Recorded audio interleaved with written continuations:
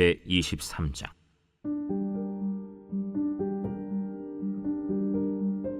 제7년에 여호야다가 용기를 내어 백부장 곧 여로함의 아들 아사랴와 여호하난의 아들 이스마엘과 오벳의 아들 아사랴와 아다야의 아들 마아세야와 시그리의 아들 엘리사밧 등과 더불어 언약을 세우매 그들이 유다를 두루 다니며 유다 모든 고을에서 레위 사람들과 이스라엘 족장들을 모아 예루살렘에 이른지라.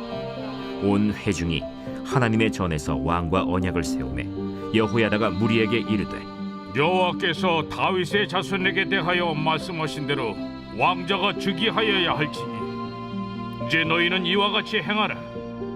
너희 제사장들과 레위 사람들 곧 안식일의 당번인 자들의 3분의 1은 문을 지키고 3분의 1은 왕궁에 있고 3분의 1은 기초문에 있고 백성들은 여호와의 전 뜰에 있을지라.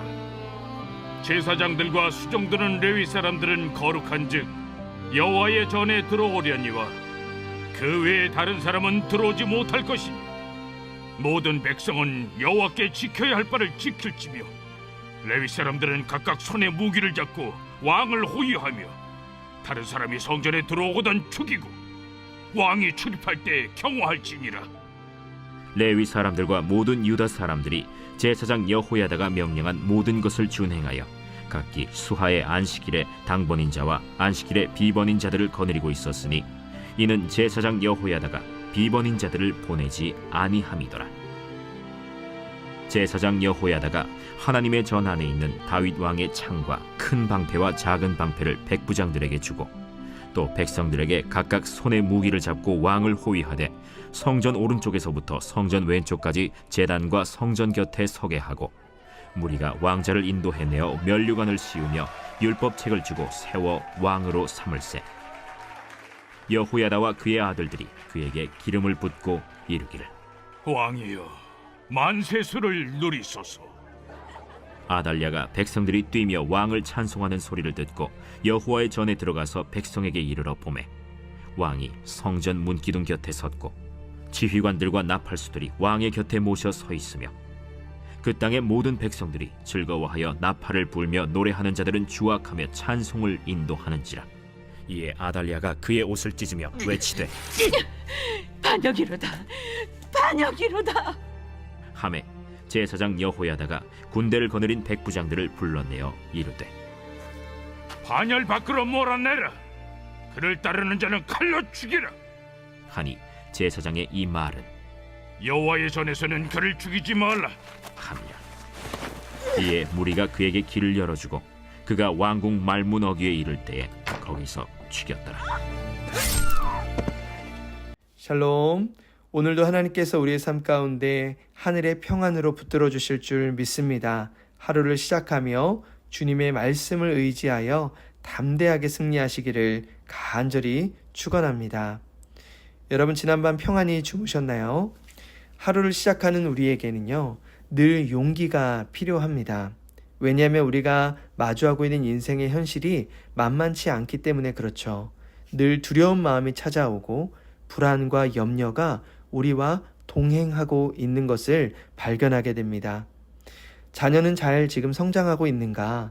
관계적으로 미래에 대해서 잘 준비되고 있을까? 이런 염려가 찾아오고요. 가정을 바라보면서도 불안한 마음들이 참 많습니다. 우리 가정 정말 이대로 괜찮을까?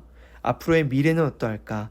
취업과 결혼과 내일에 대한 염려가 우리에게 찾아오면은요, 불안함과 두려움이 가득할 수밖에 없다라는 것이죠.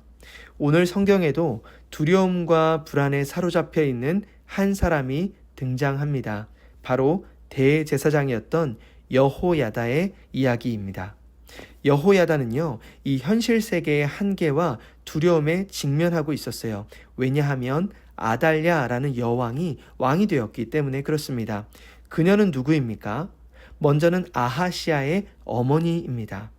이 아하시아가 갑자기 죽음을 당하게 되자요, 많은 다윗의 후손들, 왕손들을 모조리 죽입니다.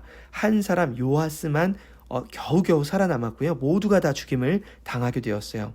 왜냐하면 그 아달랴는요, 아합과 이세벨의 딸이었는데 다윗 왕국을 존중하며 하나님에 대한 신앙을 갖고 있었던 사람이 전혀 아니었습니다.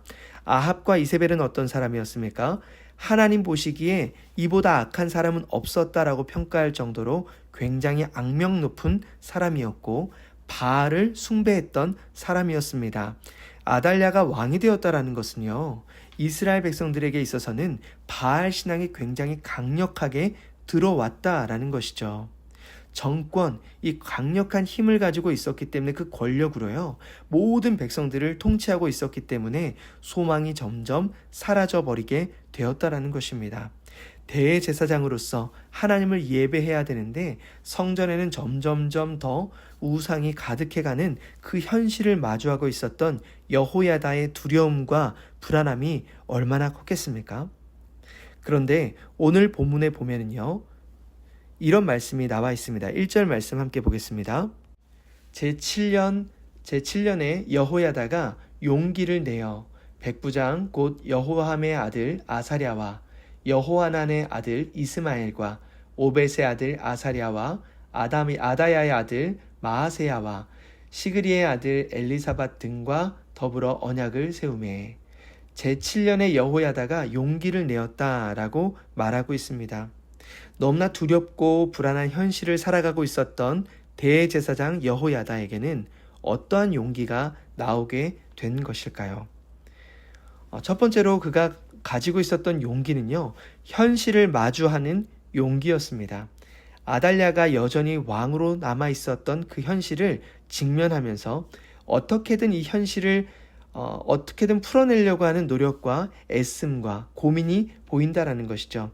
그의 행동들을 가만히 보면 용기를 내는 것으로 끝나는 것이 아니라요, 함께할 사람들을 일으킵니다. 믿음의 사람들을 불러 모으고요, 그들과 언약을 세우고 레위 사람들과 족속들을 불러냅니다. 족장들을 불러 모아요.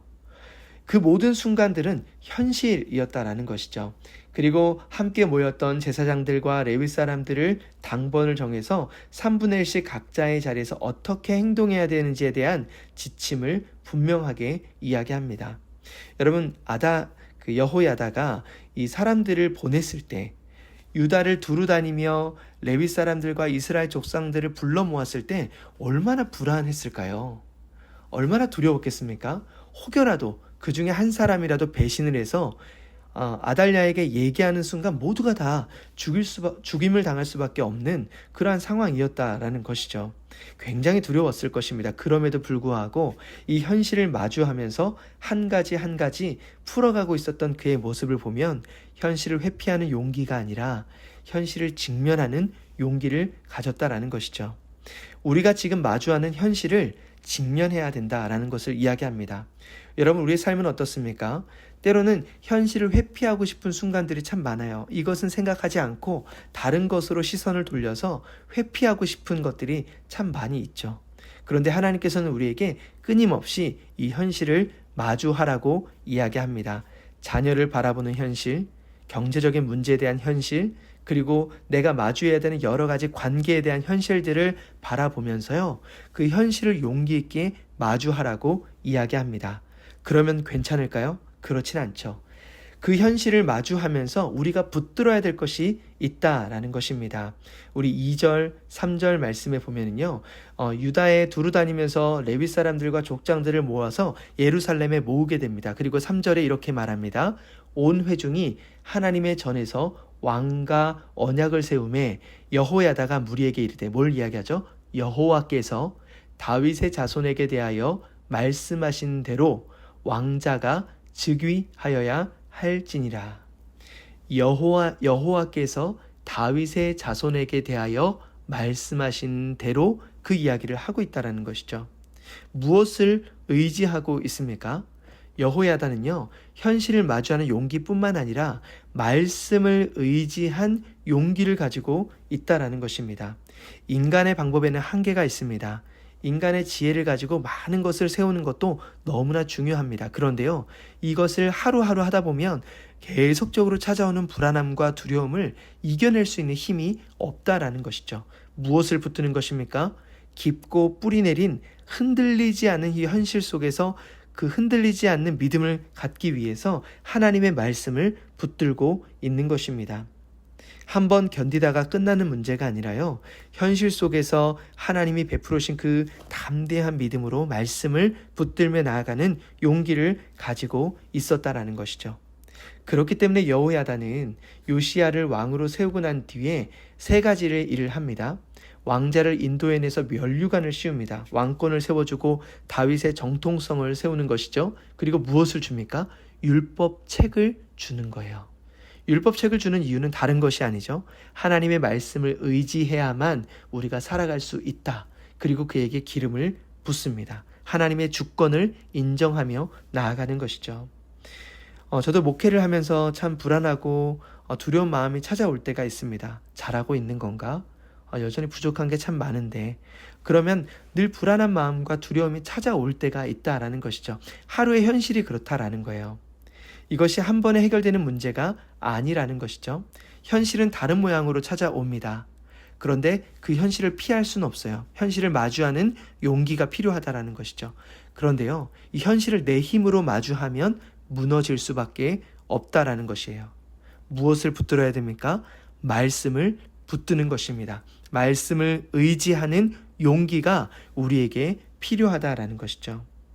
예수님은 어떤 분이십니까? 예수님은 말씀이 육신이 되어 우리 가운데 오셨습니다. 그리고 우리에게 십자가의 사랑을 통해서 그분을 믿고 의지하는 것이 가장 소중한 길이라는 것을 알려주셨어요. 오늘 하루를 시작하면서 우리의 불안함과 두려움과 염려는 무엇입니까? 그것을 가지고 누구에게 나아가야 하겠습니까? 너희 염려를 다 주께 맡기라. 이는 그가 너희를 돌보심이라. 현실을 마주하면서 용기를 가지고 말씀을 붙든다라는 것은요, 매일매일의 삶에 나의 삶을 붙들고 인도하고 계시는 예수님을 바라보며 나아가는 것입니다. 그분의 사랑을 의지하며 예수님을 기대하는 마음으로 나아갈 때 하늘의 용기가 우리 가운데 기름 부어지고, 그래서 오늘 하루를 시작하면서도 담대하게 승리하게 될 줄 믿습니다. 그 믿음의 승리를 경험하는 저와 여러분이 되시기를 주님의 이름으로 간절히 축원합니다. 함께 기도하겠습니다. 하나님 아버지, 우리가 하루를 살아가면서 때로는 막막하고 두렵고 불안한 감정을 마주할 때가 참 많습니다. 이것을 피하고 싶은 마음도 있지만 그럴 수 없다라는 것 또한 잘 알고 있습니다. 하나님, 현실을 피하는 것이 아니라 현실을 마주할 수 있는 용기를 허락하여 주옵소서. 그러나 현실을 마주할 때 나의 힘으로 용기를 내는 것이 아니라 하나님의 말씀을 의지해서 말씀이 육신이 되어 우리 가운데 오신 예수님을 바라보면서 우리를 공감하시고 우리를 도와주시는 주님의 손을 붙들며 오늘 하루도 승리할 수 있도록 인도하여 주옵소서. 예수님의 존귀하신 이름으로 기도드립니다. 아멘. 오늘도 말씀을 붙들고 특별히 오늘은 환우들을 위해서 함께 기도하겠습니다.